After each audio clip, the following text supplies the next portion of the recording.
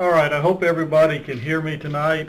Things seem to be working very well. I'm Ken Andries. I am, like Susan said, I'm here at Kentucky State University. I'm the animal science specialist here, and I work primarily with the goat industry in the state, and have been doing that since 2005. I was asked to be on this program tonight to talk to you about how NSIP and genetic selection can benefit the meat goat industry. I believe a lot of what was discussed last week on the sheep industry with the lamb plan and how it impacted the Australian sheep industry is very indicative of what we can do with NSIP in the meat goat industry. I believe that if we are going to see this industry grow and survive and thrive even, we're going to have to start doing a better job as producers selecting goats for performance, not just show winnings, and that's something that's very critical, in my opinion, for the success and future of this industry. We're going to move on into the presentation at this time. I'd like to start out talks that I do this way with a quote from a book that was published in 1945 by Dr. J.L. Lush, who is a well-known animal breeder. And in his book, he stated that in most commercial pedigrees, little information of any kind is included except the names and identifying numbers of the animals. Such a pedigree is useful only to the extent that one knows or can find from some other source how meritorious or mediocre those ancestors were. The reason I like starting off with this quote is that today in the meat goat industry, this is the point that we're at with our pedigree selection. All our pedigrees have are the names and identifying numbers of the individuals. I've had some people argue with me a little bit about ennobled and a few other designations that breed associations have, but in general, we're literally just looking at who the ancestors are. This is where the dairy industry was at in 1945, and it's where we're at today in the meat goat industry. We really need to look at moving beyond this point if we want to be successful in this business. Just to go over a little quick history for you. For those of you who may not be familiar, dairy cattle herds started measuring performance in milk yield, butterfat content back in the 50s and 60s. They selected on these traits and have made tremendous progress today in improving the economically important traits of milk yield in the dairy industry. Beef cattle got started a little bit later than that with the starting of the Beef Improvement Federation, or BIF, which standardized performance programs. This got started, the BIF was incorporated in 1968. The BIF program led to the development of performance pedigrees, which included ratios by different breed associations, and this led to the EPDs in the 1980s that everybody is familiar with in the cattle industry today. NSIP itself started in 1986. It was designed to look at flock EPDs in the sheep industry. In the 80s, it was offered to meat goat breeds. In the 90s, they worked with the boar goat as it was coming on. They've also tried to work with the Kiko, a couple of Kiko groups. And the big problem has been getting enough data in the sheep as well as the meat goat industry, but especially the meat goat industry, to make a viable run to calculate EPDs. It takes a large data set to do this. The original NSIP was run by Dr. Dave Notter at Virginia Tech. He has since retired, and that's where the program moved to Australia under lamb plan. Australia's goat program is called KIDPLAN. It's run by the same group. I have had a lot of people talk to me at different times about DNA research and looking at genomics, and without the data collection, without the actual data collection, the DNA possibilities aren't real viable. It really takes data collection and knowledge of where we're at if we're going to utilize and make good use of the genomics research that's being done today. Most of our economically important traits are not controlled by one or two genes, and because of this, that data collection is going to be critical throughout.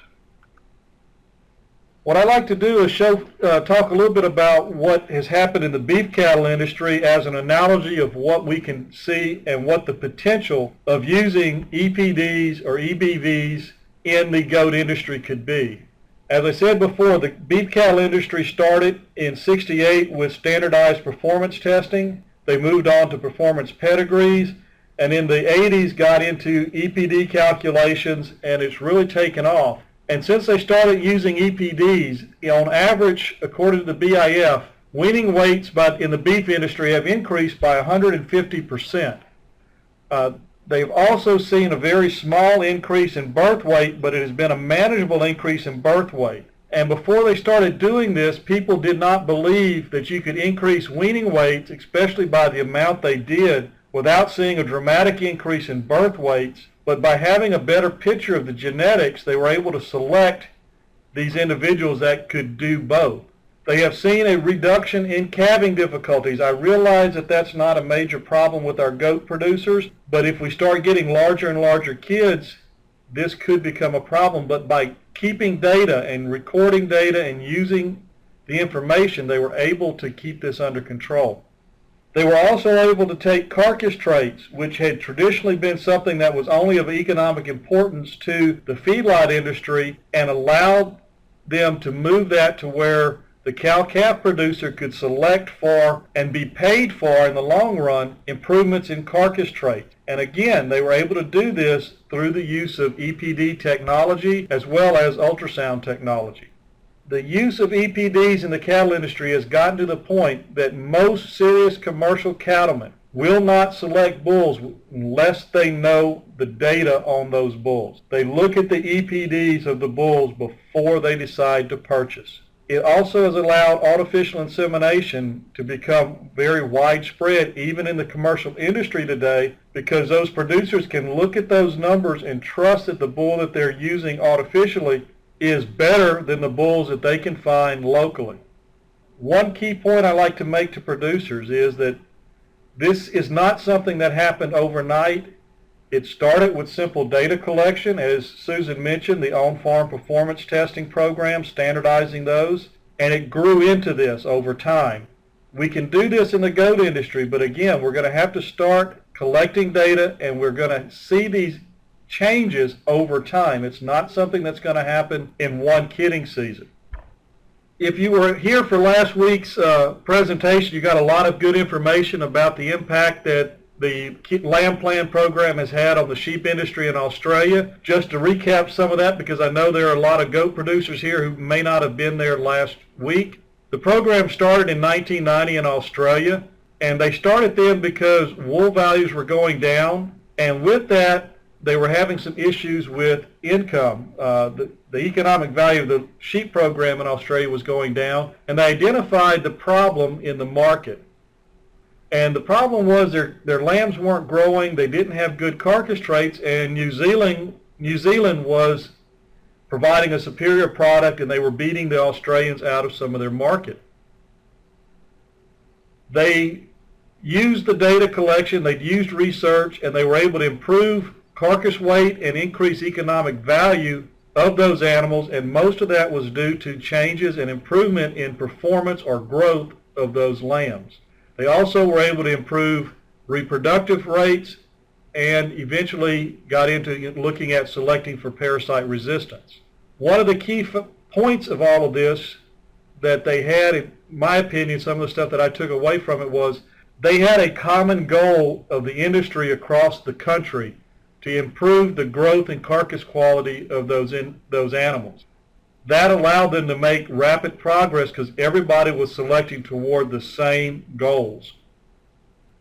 Land Plan allowed them to make the selections based on sound genetics and able to eliminate some of the differences in environmental differences between individual producers and locations around the country. We can get the same benefit from using NSIP program in the goat industry today. As we're looking at selection, one of the things that I try to make sure people understand is that if we're going to make progress, we need to look at traits that impact profitability. And as we're doing things, as we're trying to make changes, these are the traits that we need to focus on. There's been a lot of research done around the country looking at what traits in livestock are economically important. And without fail, it seems that unless you're doing strictly a growing program where you're buying all of your animals, reproduction is the most important economic trait we have. This is the one that impacts profitability of an operation the greatest. So we need to be looking at reproduction. Growth traits are almost always coming in second on these evaluations. When we deal with small ruminants, health traits are also important, and they influence both our reproduction and our growth on our animals. That's one reason that they're very important, but it also makes it difficult when you're looking at this economic evaluation to see where they fall totally by themselves. They need to be in there in the sheep and goat industry, but they are also included in the reproduction and growth. For meat goats today, I've had people talk to me and ask me about carcass traits in meat goats. I've yet to find a producer who's being paid for carcass merit. I've heard of a few that are getting close, but I know a number of people who sell direct to a processor, and they're being paid basically on weight and a little bit of difference based on live score, the S1, S2, S3 grades. But they're not getting paid yet for having a larger loin eye or less fat on the animal. To be profitable in the meat goat industry, we're going to have to optimize reproduction and growth and maintain and improve our health traits. That's one of our biggest problems, is health issues in the industry. We can do all of this through data collection and the use of records, and NSIP can give us a better picture of all of this. So, as a goat producer, what can I do? What do I have available to me to help me do a better job of selection? Most of our goat producers, when we talk to them, if you saw the survey, it's showing that they keep some records. When I talk to a lot of goat producers in the country, around the state of Kentucky, most of my goat producers do not keep accurate records on their animals. They may keep a record of how many kids a doe had, but they're not taking weights. They're not keeping track of how many animals survived. They're just looking at basic, I have this many does and I sold this many kids. That's about where a lot of them are at. We can do a much better job keeping records. Basic performance records from birth to weaning really help producers make progress. When we look at those raw data, the actual weights, there are a lot of things that we can adjust for. Age of dam, we know that older does, the first-time does, those yearlings and 2-year-olds that are having kids, they're still trying to grow, so a lot of times they don't milk as well. We also know that a kid born single is going to be bigger at birth and at weaning than one that was born twin or triplet and raised as a twin or a triplet. So we can adjust for these things because we know that these are environmental differences. So to make a really accurate comparison, we have to do some adjustment on these things. These remove these different environmental factors so that when we compare two animals, we're comparing them on a more even playing field. The EBVs, or estimated breeding values, and EPDs, expected progeny differences, are possible with meat goats. We have to get data collected and submitted to the different programs, and NSIP is the program that is run today nationwide. It's available to any producer, and they will calculate EBVs for you based on the data that you have. So when you look at that, these are the tools that we have available, and all they are tools. I can't look at data from my own farm performance testing program and tell a producer which animal is the absolute best one for them to keep, simply because I can't see the structure of that animal through the data. I can't see the temperament of that animal through the data. So people still have to make their own decisions based on these things, and I also don't know the goals, the specific goals of any individual producer. So again, the producers have to make management and selection decisions based on their own. I'm going to show you some data now. This data is coming from my own farm performance testing program. You can see the number of observations here that we have. We've got the number of observations in this column of the different traits, looking at birth weight, some weaning data, daily gain to weaning, 90-day weight, adjusted weaning weight, average number of kids born per doe that kidded, and number of kids weaned per doe that kidded. When we look at the average here, this is something that I've had people tell me a lot of times, well, my animals are a lot better than that. I don't doubt people when they tell me that. I just ask them to send me the data so I can see it. But what I'm getting is an average of 7.5 pounds at birth. Their actual weaning weight of about 37.5 pounds, gaining about 0.4 pounds a day, which is pretty good for a group of goats. Those of you who've measured it know that. I think Susan can attest to that with her performance test. We're getting about 43, just under 43.5 pounds at adjusted weaning weight. The average doe is having 1.8 kids at birth, and we're getting about 1.6 kids weaned. So when we look at all of this data, we can get an idea with these numbers what the herd averages are, what a general average should be for generic meat goats. I do not include breed in my evaluation. People do send me some breeds. So it's important that we see this and have an idea of where we're at with some of this data. And I believe this is a good starting point for people who are looking to set goals. And if you think that your goats are a lot better performance than this, that's great. Collect the data, send it in. If we get enough, we can get that average to where some people believe they are. In my program, Susan's asked the question of, do I separate the data by creep feeding? No, I don't. What I do, however, is when I run this analysis, I include a herd identifier. So it adjusts for differences in management and location of the herd.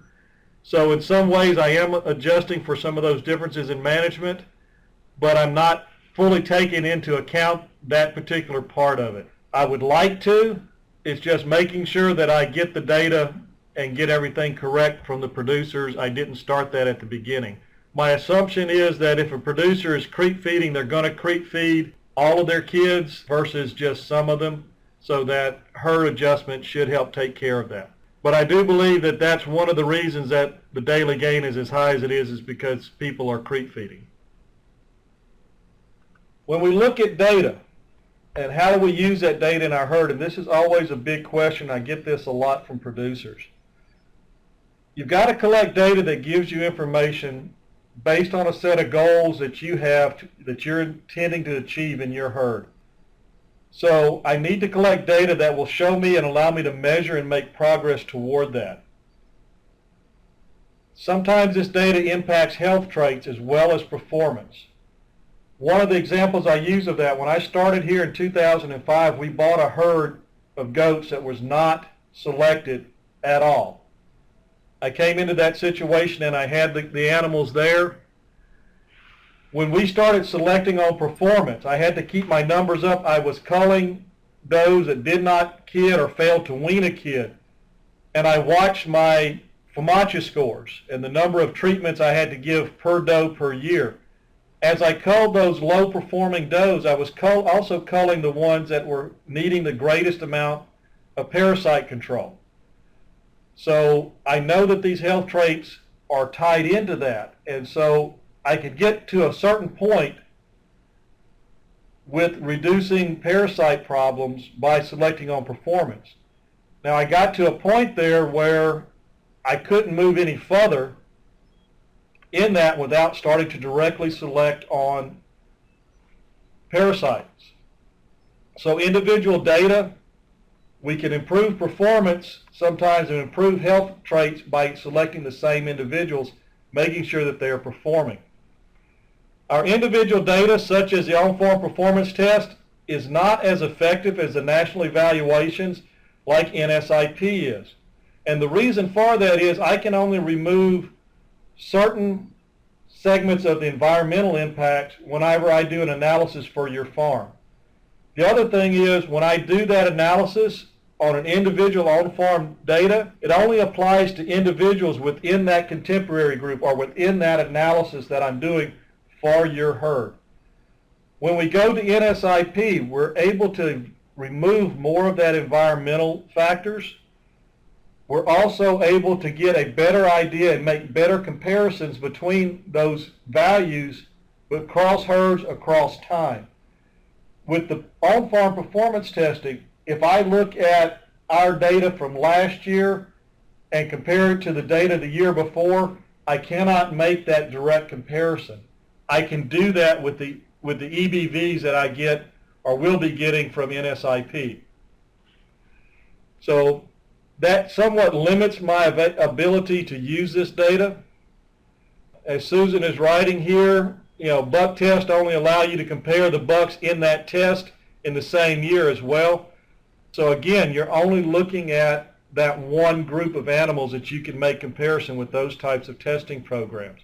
NSIP is allowing us to make comparisons over multiple years, over multiple groups.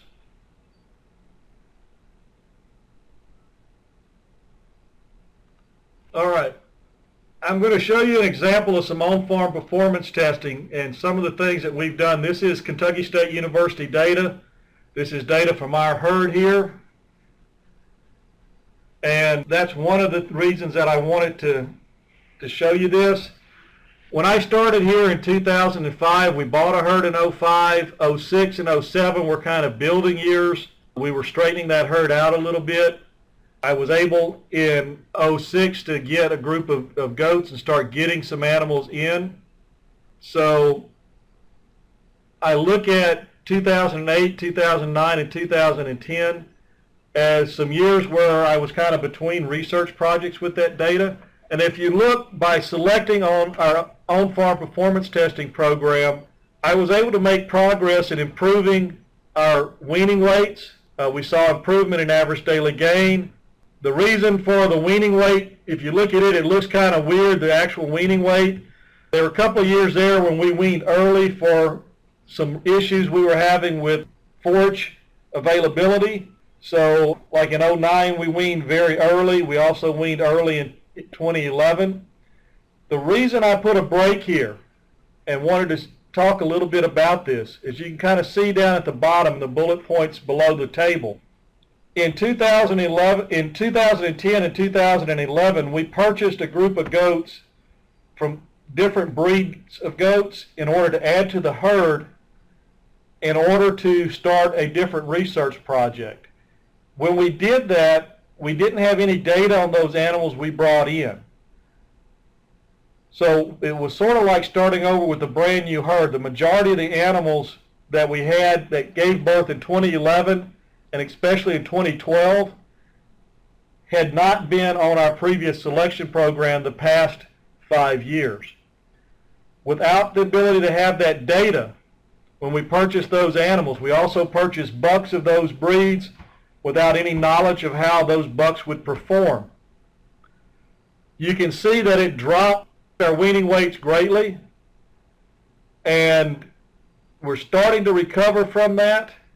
In 2012, I was able to get bucks. In 2013, I was able to get bucks from known producers, better quality bucks.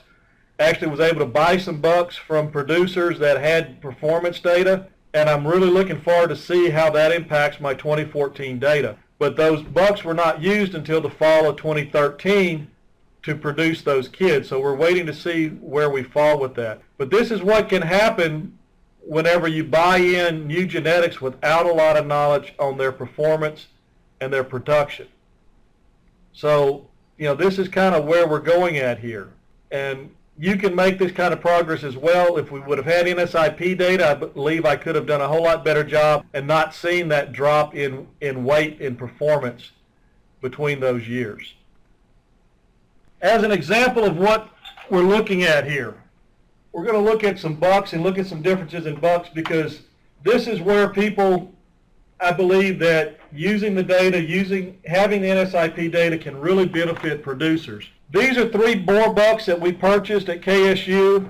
They were purchased the same year. The one up here, 146, at the time of purchase was a 4-year-old, 616 was a yearling, and 859 was a 2-year-old.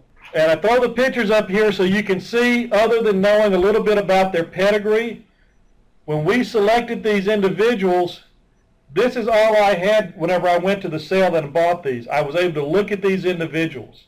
146, I was able to look at some of his offspring because there were some of his offspring in the sale as well. There were no offspring of the other two at the sale, but I knew the breeders that had brought them to the sale, so I knew a little bit of the background of those animals, but that's really all I knew about these animals whenever I purchased them. We got these animals in. The first kids hit the ground in 2007. We were breeding at that time and having both fall and spring kidding, so we were able to get multiple seasons out of these bucks. And when you look at what they did over their lifetime in our herd, this is just their lifetime in our herd. You can see that 146, we used him for 3 seasons. 616, we had 7 seasons. Again, remember, we were breeding fall and spring kidding seasons, so 2 seasons per year. And 859 we used for 5 seasons.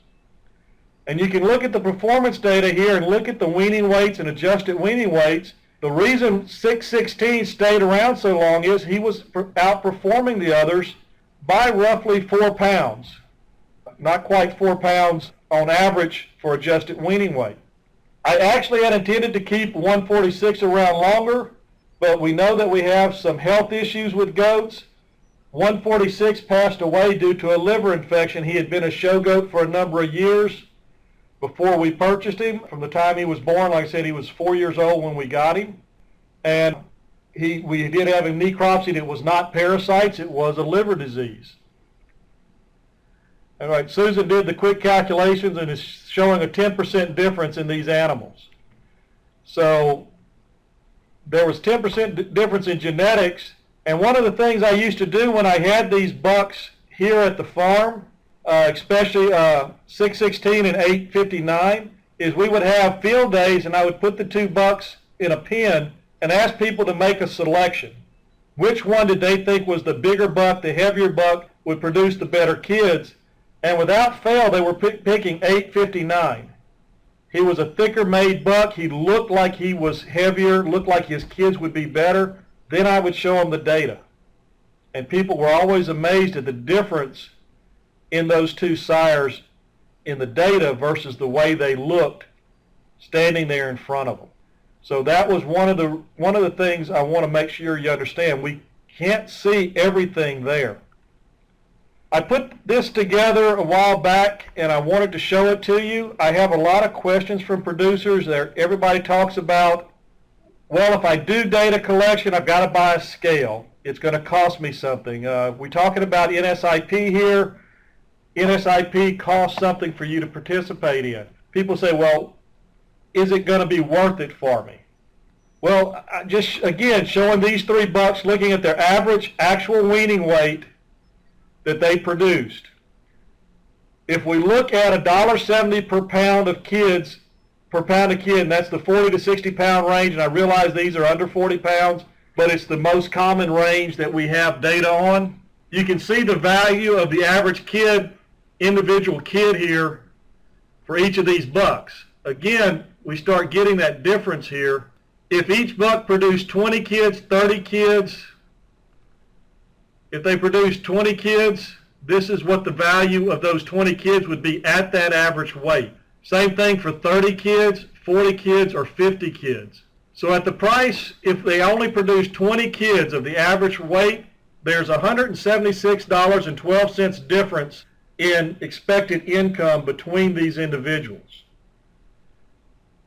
That starts to get very affordable over a number of years to be able to say, I can afford to buy a scale. And yes, as Susan indicates, weanling kids can be weighed on a hanging scale, so you don't need an expensive scale. I've also told people, don't overlook used scales. If you're involved in a group, don't overlook the ability to buy a scale as a group and use it amongst the group of producers. You'll find more uses for that scale if you've got it, and it'll make things a lot easier. If you go to 50 kids, if you figure that that buck's going to produce 50 kids, that's very easy for a buck to produce in a year. He's very easy for him to sire 50 kids in a year. 25 does having twins, that's 50 kids. Mature buck can cover 40 does with no problem during a 60-day breeding season. So if he's in good shape, so I mean, it's not, 50 kids is well within reason. You're looking at $440.30 difference in the value between these bucks at this point. With this value, it would be very easy to cover the cost of participating in NSIP. This is the way that we look at how do you get that value back. You're able to make these selection differences that add this value to your herd. You're able to avoid making the mistake of buying a buck that's not going to improve your weights and may actually decrease your weights. When I looked up the cost of NSIP, it's available on their website under the membership. You're looking at $2.65 per head that's in your permanent herd on a once per head fee. So of course your first year would be your expensive year. After that, it would just be the replacements that you're adding or anything with over 90-day data. The base membership cost of NSIP is $200. Well, it's dependent upon your herd size. And your first year, $200. In your first year, your fee is waived. After that, it depends on your herd size. And based on the information I saw, most herds listening to this presentation today would be $200 or less annual membership fee. So again, we can make that value up without a lot of issue here if we get enough data and are able to start doing selection and move toward those goals. It's hard to say, but I do push a lot of commercial producers to ask for performance data. And it's very pleased to hear from some of the producers that I work with that they're starting to get that question from people looking to buy animals is, do you have performance data? And yet, the EBVs, Jim Morgan wrote that the EBVs can help with weaning weight, weaning pounds. It's easy to pick up does and bucks that will increase the weight of lambs by 10%, and 10% of 20 kids would really help that bottom line. And that 10% of those 20 kids could very easily cover your cost in 1 year. And if you're able to do that over multiple years, you're definitely making a profit versus not using the program. I'm going to kind of switch gears here and talk a little bit about NSIP. Currently, NSIP provides genetic evaluations of goats across different breeds. We're not looking to divide them at this time like they're doing some of the sheep breeds. But we have the option in the future, if we get more goats of specific breeds, to have a Kiko evaluation, to have a boar evaluation, to have a Savannah evaluation. The key is going to be getting enough breeders of these breeds involved so we have enough data to do that. KIDPLAN is the goat version of LambPlan, and of course LambPlan is the program that is used by NSIP at this time. What they produce are known as Australian Sheep Breeding Values, or ASBVs. And if you go to the KIDPLAN website, it uses that terminology of ASBVs. So that is probably what they're going to call. They're basically EBVs, or estimated breeding values, which is what NSIP talks about. These values are calculated using a procedure known as BLUP. It's a statistical process that works based on pedigree data, performance data, information that is put in there on environmental differences. Okay, Jim is clarifying that he meant numbers of kids, not pounds. Sorry about that. But yes, reproduction, if you increase 10% of your kidding rate by 10% and weaning rate by 10%, you will greatly increase the value, and you will more than pay for NSIP every year by being able to do that. The breeding values, like I said, they're based on these calculations. The ASBVs, the estimated breeding value data, is submitted to the program through NSIP by members. You have to be a member of NSIP to submit that data. When we look at what EBVs are available, The main ones for growth, we have birth weight, which is direct birth weight, and maternal birth weight. We know that the maternal environment in utero can affect the birth weight of those animals. And that's why we do maternal birth weight. We have both direct and maternal weaning weight. The maternal weaning weight is looking at genetic merit, primarily reflects differences in milking ability of those females, but it also includes a few other things going on that are impacted by the way that female her mothering ability. We have post-weaning weight, which combines pre and post-weaning growth, yearling weight, and Hodgett weight, which is 18-month weight in animals. We can get EPDs on all of these to help us evaluate not just the pre-weaning growth, but also post-weaning performance of those animals. And Susan is writing about, right now the sheep industry is using rams with EBVs at sales. At most of your sales, they are selling for higher value. So again, if you're a purebred breeder, a seed stock producer, once we get this going and we get this data, you can sell your animals for higher value. And top performing bucks at the buck test does seem to be increasing. Again, this would happen with buck test EBVs. And as Susan is indicating there, like I said earlier, it's not going to happen overnight, but you will see these improvements. Reproduction, as I said, it's one of your greatest, most economically important traits out there. We get EBVs on number of kids born, number of kids weaned. These are the important things when we start looking at selecting does. There's also a male effect on this. Most people don't think about that, but the buck contributes to the 50% of his genes to his daughters, who then are more reproductively efficient or more fertile. Scrotal circumference is also something that we get EPVs on, provided that data is collected. And this will help us increase scrotal circumference. It is tied to fertility in the females. Those from sires of larger scrotal circumference are more fertile. So again, it's something that we can look at and make selection on, and will greatly improve our profitability over time. Most of those reproductive traits are a lot harder to make good progress on with just raw data.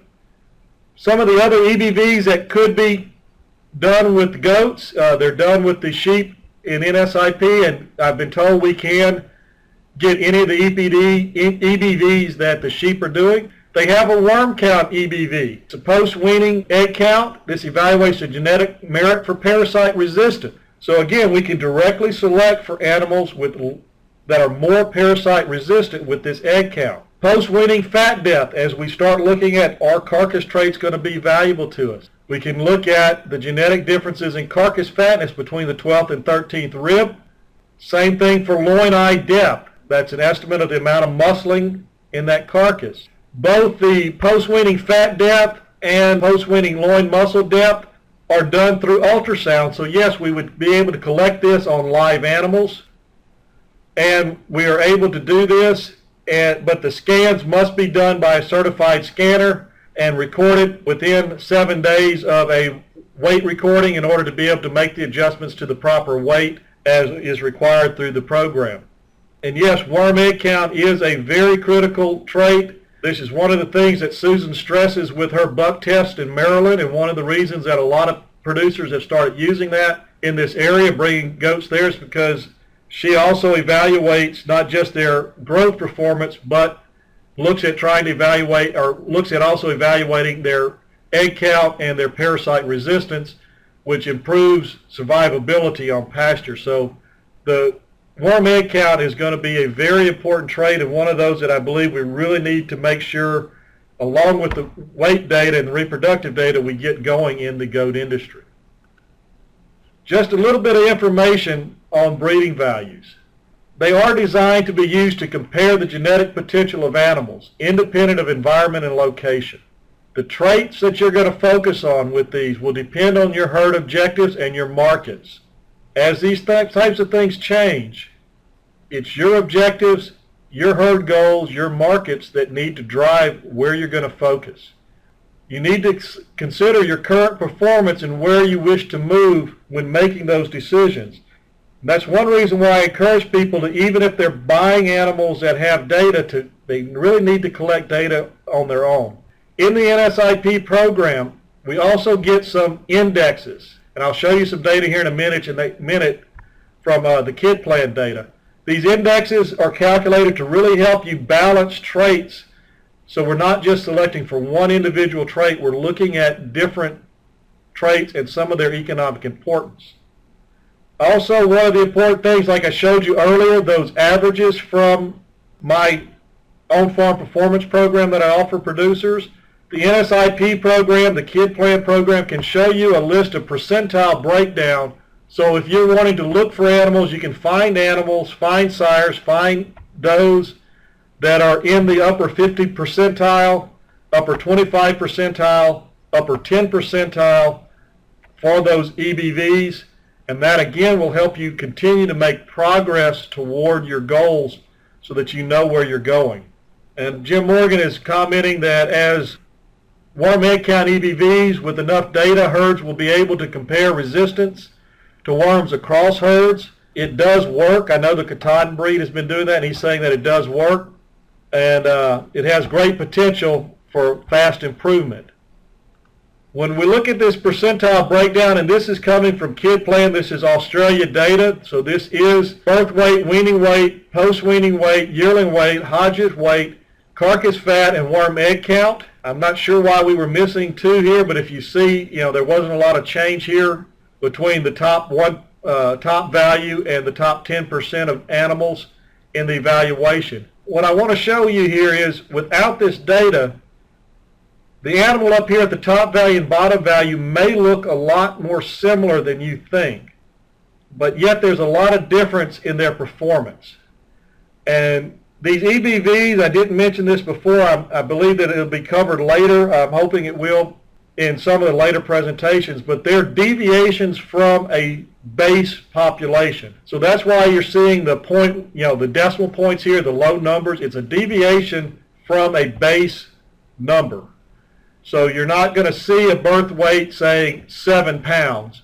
You're going to see that this one is 0.2 pounds below that base population, or 0.39 above that base population.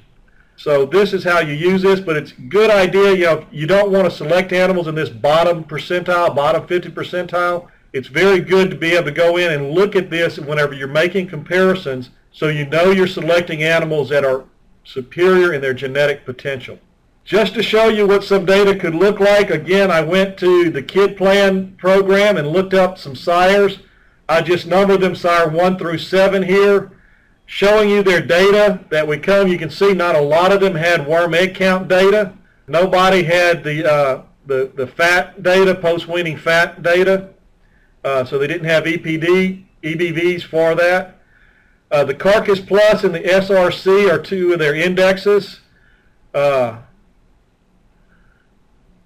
And I thought I remembered what SRC stood for, but I can't remember it right now. But anyway, it's one of the indexes. And as you can see, we've got these sires here. And there's a tremendous amount of difference. And these sires were sires that were available to producers through AI studs there. So they're boar bucks. They're available through different sire studs in Australia.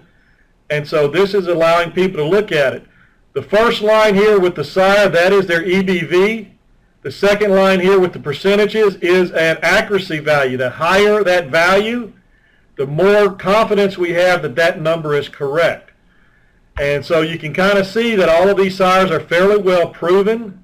They're not, some of the carcass, the maternal weaning weight may not be, some of the others may not be, but for most of your growth traits are fairly well proven, so that we have a good, okay, Jim is helping me out here. He's saying the SRC is self-replacing carcass, which focuses on growth and some reproduction.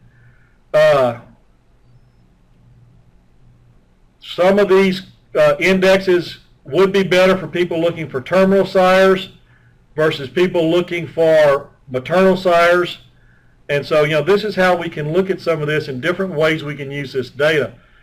One good thing I would say is there is a set of information that we can get from NSIP at this point. As the meat goat industry grows and begins to build this, working with them, if we get data in there, if we have producers who are needing a specific index, we can work as the committee with NSIP to develop that index if we can do it through what we are already getting from Australia, or it's possible that we could even work with Australia to develop a new index that they could calculate for us. But we can do a lot of things as we're starting to grow if we get enough people participating and asking for that information. To participate, it's fairly easy, and I'm trying to wrap things up here. I know we're running short on time. Susan forgot that I have a tendency to go over. It's easy to participate in the program. That's the website there is nsip.org. That's where you find all the information on NSIP. In the enrollment sheet, if you read on that page, there's a click here for enrollment sheet. It lists all of the enrollment fees. And like we said, the enrollment fee for your first year is waived. You just have to pay the processing fee, which at this time is $2.65 per head that has post 90-day data, except for those designated as culls or commercial. So, you know, it does cost some money, but I hope you realize that some of the data we talked about already shows that you can get this information and get enough value out of it to more than cover that cost.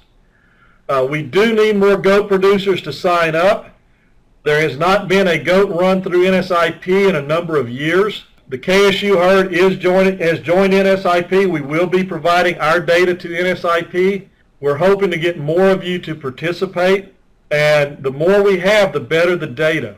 We're hoping to get some of the breed associations also involved. So if you're on any boards with the breed associations, please let them know that we're interested in working with them and are more than willing to work with them to get something that's useful to their association as a whole. In conclusion, I just want to say that genetic progress can only be made through evaluation and selection toward a set goal or set goals. EBVs are a critical tool. They are a critical tool to use in comparing animals on genetic potential. Progress of individual data is limited. Participation in NSIP will greatly improve the accuracy of selection and result in sustainable improvement in performance over time. Like I said, when you looked at the data I presented from our herd here, we had that drop in performance because we added a bunch of animals to our herd with no performance data, and they weren't as good as the ones that we had already had in the herd. And like I said, some of that was due to different reasons. I know the Maryland buck test, and Susan is reminding me of that, is going to encourage and possibly support participation. I know that they're working to get the herd improvement program going and are wanting producers to provide that pre-weaning data. We're getting some other comments on this, so seeing how the data can be effective over time. I started you out with a quote, and I want to end my final thought with a quote from another book. This is called Breeding Better Livestock. It was published in 1953, and it states that in each generation of animals in his herd or flock, the breeder must select those to be saved for breeding from those to be used for other purposes. Perhaps he will also select animals from other herds to use as breeders in his. These are the most important things he does. Now, like I said, this quote was in 1953, so please don't get after me for the male pronouns. That was a direct quote out of the book. The reason these things are important, though, and what I remind producers when I give this type of a talk, is that at conception, genetics are fixed. We can change the nutrition, we can change our healthcare program, we can change a lot of things for our animals, but genetics are fixed at conception. And that's it. So we have to make sure we do our best work to make sure that the genetics we get are going to move us where we need to go. Without that, we have serious problems down the road. With that, that is my last thought. I'm going to go on here looking at what I've got written down. I know we've got Brian Payne out of Canada. He participates in my program. He's saying that the data that he has done has been participating in, and he can enter that in NSIP. We can add that to NSIP. He just needs to sign up for NSIP and we'll get him submitting that data. There are some limitations in genetics, ability to cross borders. That's a problem for everybody. There are some genetics in Canada that I'd like to get a hold of that aren't possible for that same reason. But, we can select genetics within our countries and find those better genetics better if we have more data. Susan is asking to talk about the importance of genetic linkages. And talking about genetics and genetic linkage, it's important to remember that there's two different types of linkages we can discuss here. The molecular linkages are actual genes combined together, but I think Susan's getting more at wanting to look at some of the relationships of individuals and how we can gain information. She's saying between herds. So, when we have animals here and genetic linkages, that's animals that are related to each other. The more linkages we have, the more we're able to look at and evaluate some of the differences in environmental impacts. We know that different environments can show differences in performance of those animals, and the more linkage we have between herds. So if a sire is used in multiple herds, say through artificial insemination, or producers use half sibs even,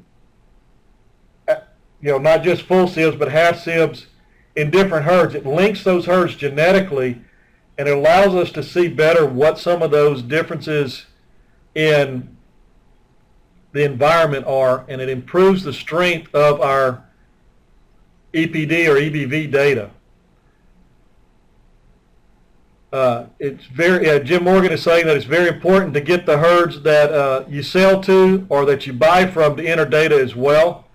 This greatly improves that. It's most important to use the same sire in many herds. That's one reason that the cattle industry, through the use of AI, has made such progress. This greatly improves the accuracy of those EBV values. Using the sons in different herds, that is sufficient to start building those linkages between those herds. Using the same sire would build a stronger relationship, of course, because you're looking at full, individuals versus looking at half sibs or parent-offspring relationships. Without artificial insemination, those linkages do not get built quite as fast. The biggest thing about without AI, it's not as big of a problem today as it used to be, but transportation, back in the 60s, 70s, 80s even, we didn't have a lot of animals going cross country to become part of breeding herds, but today that's a lot more common. And without artificial insemination, again, we can still do that, and the way we do that is we build a link from herd A to herd B. Herd B sells animals or links up with herd C, and as we do that, we build a national network. So without any other questions, I see Susan is still typing. Susan's asking Jim a question about linkage in sheep herds. So anybody else have any questions? I see I didn't run everybody off. As Jim's finishing up his reply, I do want to thank everybody for their participation. I greatly encourage you to participate in the next several presentations as well. One of the reasons for that is we talked about some of the things that NSIP can do. The next presentations are going to be more the nuts and bolts of how to participate, how to do it, and with the producer panel, especially at the end, you'll be able to find out more about what's going on and what benefits these people have seen in their own herds through the use of NSIP.